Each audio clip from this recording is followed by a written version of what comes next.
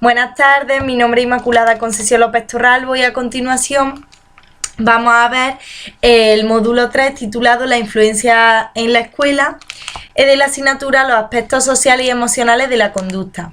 En primer lugar, vamos a ver la dimensión social e institucional de las organizaciones educativas, donde encontramos la cultura de las organizaciones.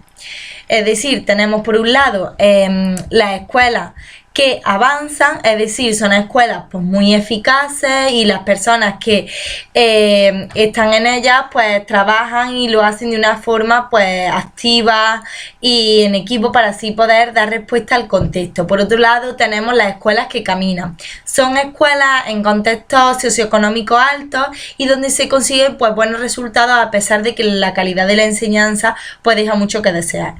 Dan apariencia de eficacia pero no atienden a todo el alumnado, por lo que no son eficaces para todos, sino para algunos. Por otro lado tenemos las escuelas que pasean, es decir, no son especialmente eficaces ya que avanzan hacia la mejora pero a un ritmo no muy adecuado para hacer frente a la sociedad.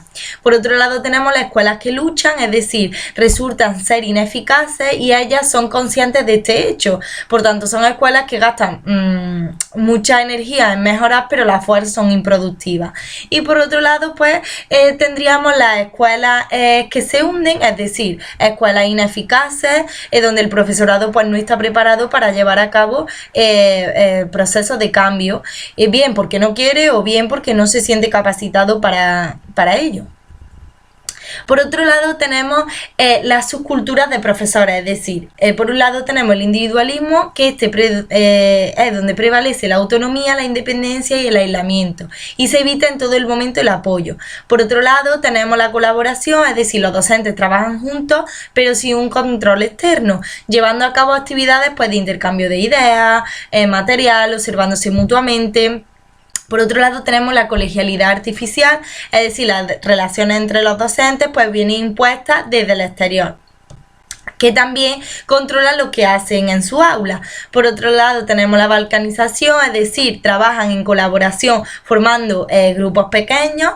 Y por otro lado el mosaico en movimiento, es decir, los docentes pues están verdaderamente comprometidos, son flexibles, creativos e intentan resolver juntos los problemas que van surgiendo. Por otro lado tenemos, dentro de la dimensión social e institucional de la organización educativa, pues tenemos el cambio cultural, donde se establecen una serie de etapas. En primer lugar vamos a ver la primera etapa, que va desde el nacimiento y consta del primer desarrollo. En ella pues se producen ciertos mecanismos de cambio, es decir, se encuentra la evolución natural, es decir, que aparece de forma natural y se va adaptando para satisfacer las diferentes necesidades. Por otro lado tenemos la evaluación autoorientada, donde se evalúa para identificar los puntos fuertes y débiles de su cultura. Por otro lado, una evolución ya más dirigida de forma híbrida, es decir, agentes internos que van asumiendo ciertos valores diferentes y nuevas funciones de liderazgo. Y por otro lado tenemos la revolución, es decir, que está dirigido a través de personas ajenas al centro.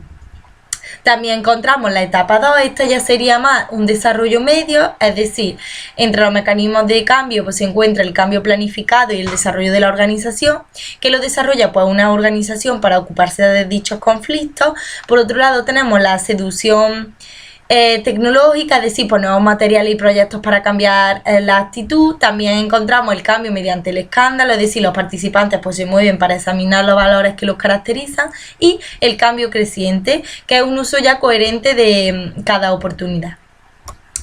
En tercer lugar encontramos la etapa 3, que consta de la madurez y el estancamiento y declive, es decir, aquí pues los procesos de cambio se basan en la persuasión coercitiva, donde los nuevos valores pues reciben apoyo. Por otro lado el giro completo, que pues los cambios requieren la participación de todos los grupos, y también una reorganización y un renacimiento, que es donde se destruye la cultura antigua y surge la escuela nueva. Por otro lado tenemos pasos para el cambio de la cultura y mejora. Pues en primer lugar tenemos conocer la cultura propia. Por otro lado, considerar cómo la cultura estimula y frena el proceso del alumnado, el progreso del alumnado. Y por otro lado, tenemos que brinda a la comunidad educativa una oportunidad de discutir los valores de la organización. Dentro de las propuestas para una educación de calidad encontramos educación en valores, una competencia emocional, además de una valoración positiva del alumnado, una colaboración con el Estado, una implicación familiar, las TIC, las nuevas tecnologías y una formación continua del profesorado. A continuación, pues vamos a ver desarrolladas cada una de ellas. Educación en valores. Tenemos que tiene como objetivo pues contribuir a valorar, transformar y participar hacia el perfeccionamiento humano. Los principales temas, como ya sabemos, pues son educar para la salud, educación moral y cívica, educación para la paz, educación ambiental, educación vial, educación del consumidor, educación para la igualdad, diversos tipos de educación. Por otro lado tenemos la competencia emocional, que esta pues favorece el buen clima del aula, facilitando el proceso de enseñanza-aprendizaje al completo. Algunos aspectos a trabajar en este tipo de competencia pues son el autoconocimiento, la empatía, la comunicación, la asertividad, la mutua confianza, la autoestima y las habilidades sociales o la cooperación. Por otro lado, pues como profesores debemos ser modelos y así poder fomentar pues ciertos espacios de libertad y de expresión y comprensión de las emociones. También encontramos una valoración positiva del alumnado, es decir, nos debemos de fijar una visión positiva centrándonos en las capacidades que tiene ese alumno, pues dando apoyo a estos alumnos, de ese modo pues aumentará la motivación y el interés de estos por las actividades, siendo pues más proclives al cumplimiento de las normas y así fomentar pues actitudes más prosociales junto con su aumento de la autoestima. En cuanto a las TIC, las nuevas tecnologías, pues las TIC son unas herramientas que ofrecen la oportunidad pues de mediación social, donde se crean entornos pues de aprendizaje colaborativo, los cuales pues podrían llegar a facilitar a los estudiantes la realización de actividades de forma conjunta. También muy importante la implicación familiar, es decir, pues se debe de crear una serie de lazos de compromiso entre la escuela y los padres, donde el maestro y la familia pues trabajen con el objetivo común de poder favorecer y desarrollar las capacidades pues intelectuales, psicológicas y sociales de los menores. Por otro lado, tenemos la colaboración con el Estado. Es decir, pues se debería promover una colaboración con el Estado que promueva así las políticas, las leyes educativas, tanto actualizada y adaptada acorde al contexto de la sociedad. Hasta aquí pues sería el módulo 3 y ahora vamos a pasar a ver el tema 6, que se titula El profesorado como agente de cambio.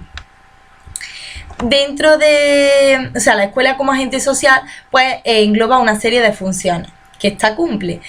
Tenemos por un lado la función socializadora, pues que el alumnado se relaciona con su igual y con el profesorado. Por otro lado tenemos una función de transmisión de la cultura, donde se transmiten pues conocimientos por la cultura pues de esa zona o país, y la función social, donde pues es fundamental el hecho de aprender a aprender. Y se deben adquirir pues ciertas habilidades para que se adapten a la sociedad y estos logren pues mejorarla, es decir, que haya adultos que aporten. Por otro lado, encontramos la evolución de la escuela y el rol del profesor. El profesor pues debería de quitar el foco sobre los resultados académicos y fomentar más el desarrollo integral de su alumno. Por tanto, tiene rol de tutor, es decir, debe siempre actuar como un guía a su alumno, orientándolos no solo en los estudios, sino en la vida. Por otro lado tenemos un rol de instructor, donde pues este rol está valorado como el trabajo del profesor, es decir, dentro del cual se pueden clasificar funciones como diseñar su labor, implementar la asignatura y evaluar. Por otro lado tenemos el rol de gestor, es decir, pues tener un control general de la situación y de los materiales y también del ambiente. Bueno, la evolución de la escuela y el rol del profesor pues tiene unas características, y es que el profesor debe saber, es decir, debe dominar la materia, debe tener poder, es decir, tener una serie de capacidades, de destrezas y habilidades para saber transmitir, también ser algo que es fundamental, pues tiene que tener unas características que se adecuen al contexto del alumnado. Además, debe querer, es decir, tener cierta motivación, pues para cumplir el rol y estar comprometido. Y hacer, es decir, pues llevar a la práctica con adecuado comportamiento y metodología más apropiada.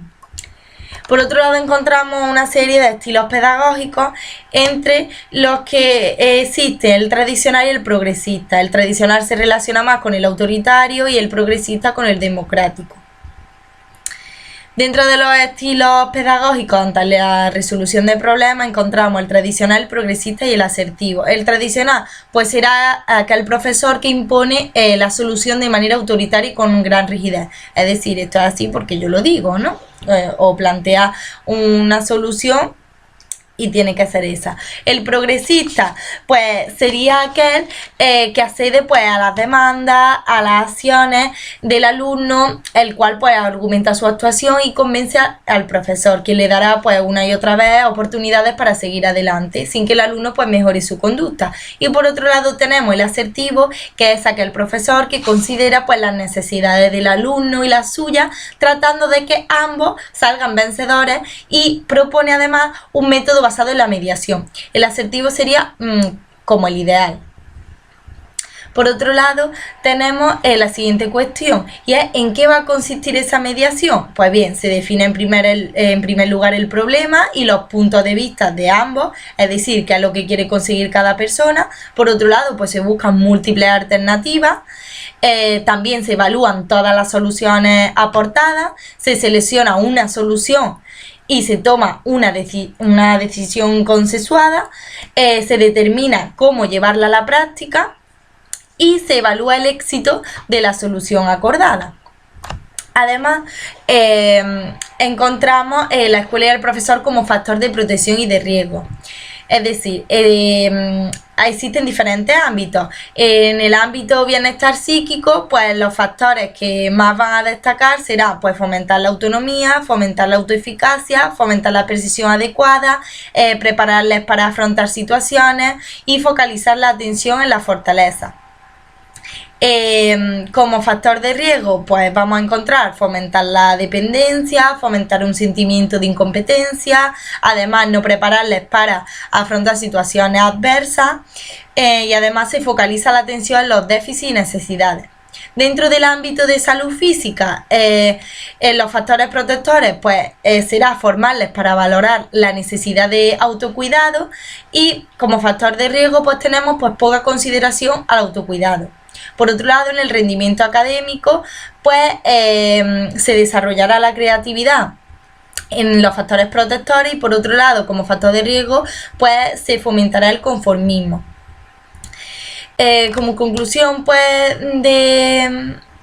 de este módulo, pues los profesores se verán como agentes de cambio, tiene gran importancia la competencia emocional, hay una gran necesidad de la formación de profesores, además la innovación pues dará lugar a los cambios necesarios para la mejora de la educación, y debemos apostar por un cambio escolar integral.